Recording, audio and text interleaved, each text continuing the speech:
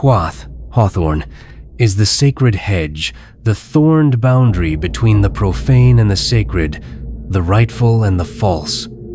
It marks the edge of what must be protected and what must be endured. In the Dragon Slayer's path, Huath defines the threshold where transformation and danger meet.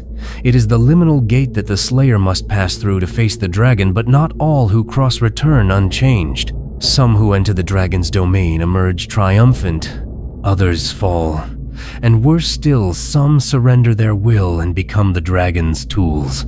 Usurpation is the dragon's most insidious weapon. It is not the frontal assault, nor the firestorm of open conquest. It is the shadowy theft, the quiet dethroning of power through stealth, seduction, and betrayal. It moves in the dark, replacing rightful authority with false claimants, distorting truth, corrupting leadership, and poisoning trust. Where once stood a hero, now stands a mask. Where once was clarity, now confusion. This is not just conquest, it is corruption. The dragon does not always destroy the Dragon Slayer. Sometimes it corrupts them. It whispers, "Why fight me when you can rule with me?" It tempts the Slayer with false destiny, offering power, vengeance, or salvation in exchange for surrender. What begins as resistance can become allegiance. Through cunning manipulation, the Slayer is made to believe that their fall is ascent, that betrayal is justice, that domination is leadership. In this reversal, the dragon does not need to burn the world, it only needs the hero to mistake its voice for their own. Through usurpation, the dragon can steal the Dragon Slayer's very identity, replacing their mission with ego, their cause with control. They become the face of order while serving chaos. They speak of justice while enforcing tyranny. They lead, but not for the people, for the dragon's hidden will. This is the most devastating kind of usurpation, not just of power, but of purpose. Once corrupted, the false Slayer becomes a barrier to truth, a weapon against those who still fight for what is real. They guard the dragon's throne, believing it to be their own. They wear crowns stolen from fallen comrades. They persecute the pure and call it justice. The dragon no longer needs to fight, only to whisper. The corrupted Slayer does the rest. But Huath stands in defiance. Huath is the thorned hedge, the sacred boundary that cannot be crossed without pain. It defends the soul's rightful territory with quiet ferocity. Where the dragon seeks to dissolve distinctions, Huath restores them. Where usurpation blurs the line between self and shadow, Huath cuts through the confusion. To wield Huath is to embody taboo, the spiritual laws that hold the world together.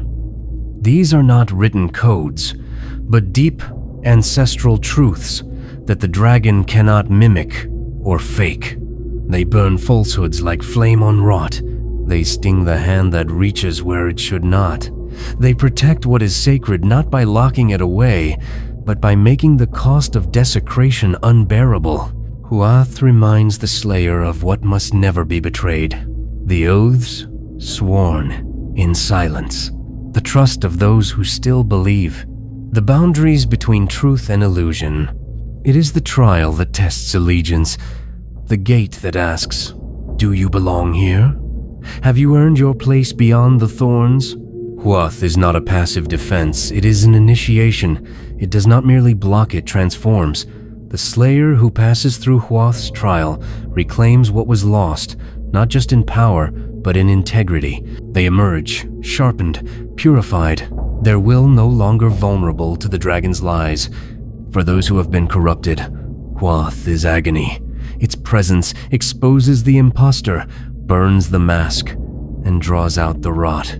It invokes the primal laws that precede kings and crowns, laws that the dragon cannot override. For the usurper, Huath is death by 1,000 cuts. For the true Slayer, Huath is the scar that remembers pain but guards purpose. Its thorns cut both ways.